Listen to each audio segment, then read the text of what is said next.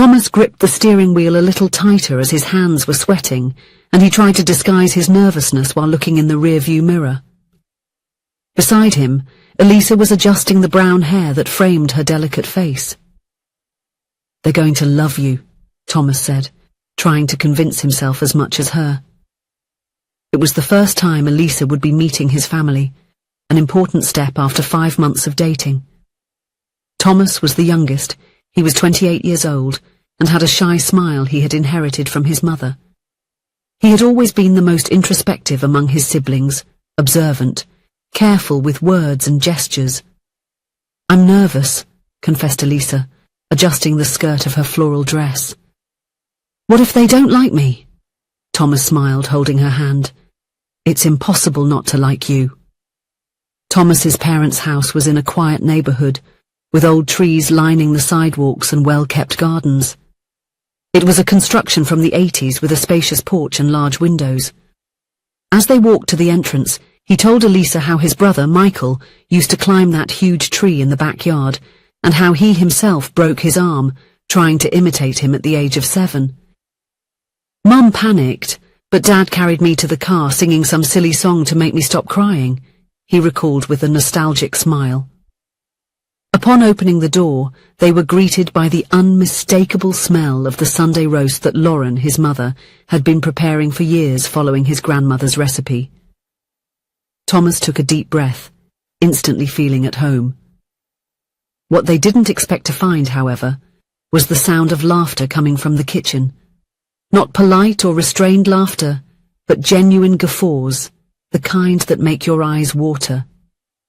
Guiding Elisa through the spacious and cozy living room, with beige linen sofas and colourful cushions, Thomas found his parents in the kitchen, laughing like teenagers while attempting to prepare some dessert. Lauren, at 58 years old and with grey hair she refused to dye, had a flower-stained blouse and small wrinkles around her eyes that deepened when she smiled. Sean, his father, at 62 years old, and sporting a well-trimmed beard that had turned completely white in recent years, was trying to balance a spoonful of cream while making a joke that they couldn't hear from the living room. "Son!" Lauren exclaimed upon seeing them, opening her arms without caring about the flower. "And you must be Elisa. We finally meet the girl who stole our boy's heart." As the introductions were happening, the doorbell rang again. It was Michael, Thomas's older brother, arriving with his wife Sophia and little Ben, 4 years old, who ran to hug his grandparents as soon as he entered. Michael, at 35 years old, was the opposite of Thomas in many aspects. Extroverted, he spoke loudly, took up spaces with his striking presence, always livening up family gatherings. He hugged his brother tightly and scrutinized Elisa with an appraising look before breaking into an approving smile. They were all in the living room chatting animatedly when Elisa observed Lauren and Sean in the kitchen. They worked in perfect harmony, as if dancing, anticipating each other's moves. Lauren would pass a bowl and Sean's hand would already be outstretched to catch it. He would reach for the salt, and she already had the space cleared on the counter. "Your parents have so much fun together, don't they?" Elisa commented to Thomas, between a sip of juice and a smile. "They look like 2 teenagers dating." There was a brief moment of silence. Thomas and Michael exchanged glances loaded with meaning, a silent communication that only siblings understand. Michael curled his lips into a discreet, almost nostalgic smile, while Thomas replied, "They've fought hard to get here." And then, as if memory opened its doors in gentle and intense waves, deep conversations, difficult decisions, and moments where silence weighed more than words came to the surface. But among all, there was an episode that marked each family member, and that's where everything began to change. The day Lauren decided to renovate the living room. At the time, years earlier, Thomas was 12 years old and Michael 19. It was an ordinary Saturday, or at least it started as one. Their mother had woken up excited, with plans to renovate the living room. "I need colour in this house," she said as they had coffee. Their father just nodded without taking his eyes off the newspaper. By that time, the silences between them were already frequent, prolonged, heavy as lead. Lauren was 42 years old, still with brown hair and a sparkle in her eyes that gradually faded. She worked as a dentist, always full of energy and friendliness, to share with her patients.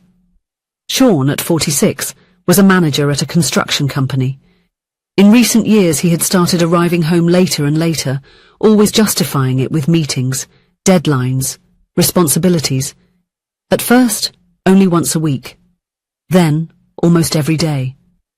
On that Saturday, Thomas helped his mother choose the paint, a soft yellow that she said brings the sun indoors even on cloudy days. They spent the morning moving furniture, covering the sofa and carpet with protective tarps. His father left early, saying he needed to take care of some things at work. "On a Saturday?" Lauren asked, with a voice that tried to sound casual, but Thomas noticed the subtle tremor. "The project's deadline is tight," was Sean's automatic response, already at the door. Michael was in college and only came home on weekends. That day he helped paint the walls until lunch, then went out to meet friends. Thomas stayed with his mother, organising the photo frames and choosing where to hang the new pictures she had bought. "I'll look for the bubble level in your father's desk," Lauren said in the middle of the afternoon while trying to align a frame with family photographs. Thomas was sitting on the floor, sorting out the new pillows she had bought, shades of green and blue that matched the yellow on the walls, when he heard the silence. A silence so deep it seemed to make noise. He looked up and saw his mother standing next to the desk, holding some papers as if they were made of glass. Her face had lost all its colour. "Mum?" She did not respond. Holding the papers in her hand, she slowly sat down on the staircase step. Thomas approached, concerned, and saw the heading on the documents. Divorce petition. And his father's signature, firm, definitive, dated 3 weeks ago. "Mum!" he called again with the small voice of a frightened boy. She lifted her eyes and Thomas would never forget that look. It was not anger, nor sadness, but such deep disappointment that it seemed to have altered something fundamental in her expression. "Go to your room, Thomas," she requested with an oddly calm voice. "I'll call your brother." The following hours were confusing. Thomas heard raised voices. His brother arrived first, then his father. There was crying, doors slamming. At night, his mother entered his room with a small suitcase.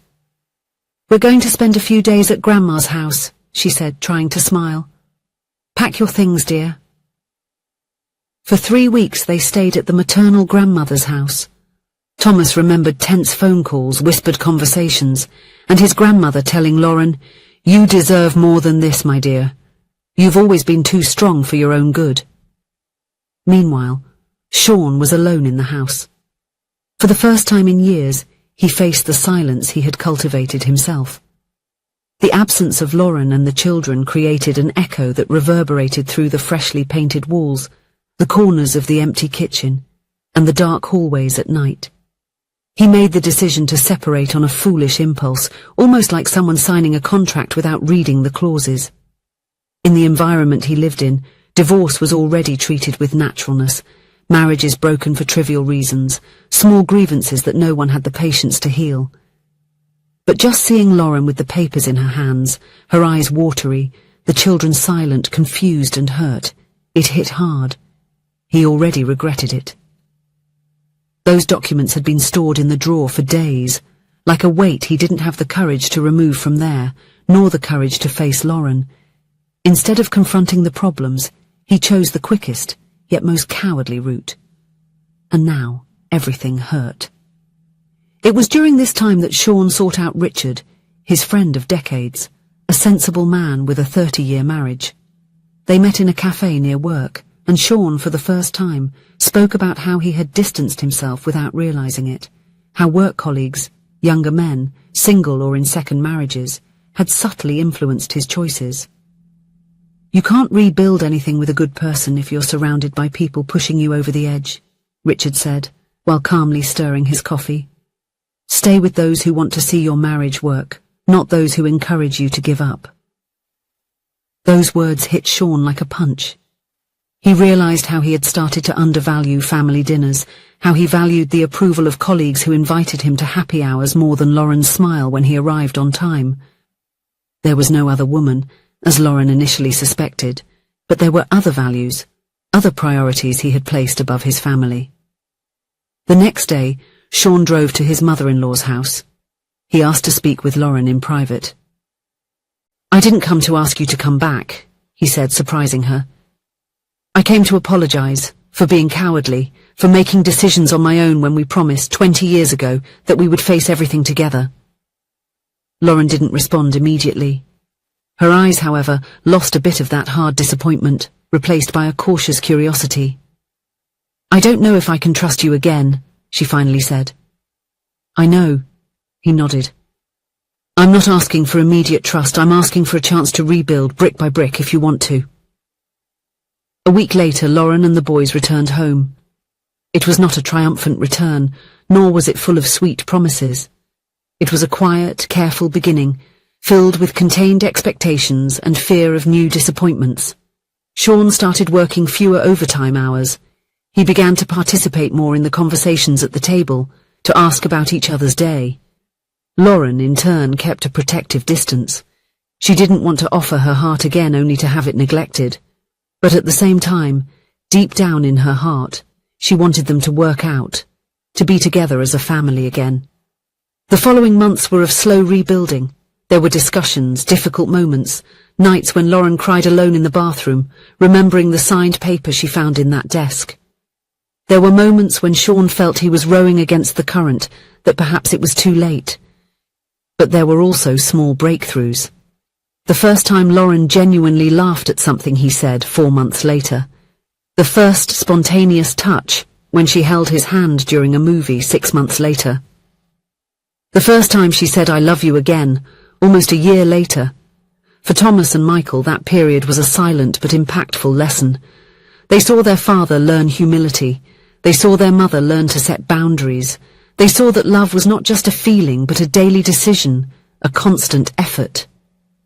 Now, looking at their parents in the kitchen, laughing while preparing dessert, Thomas felt a lump in his throat. Elisa noticed the emotion in his eyes. "Is there something I don't know?" she asked softly, curious about her siblings' reactions. Thomas smiled, holding her hand. "One day I'll tell you the whole story," he promised.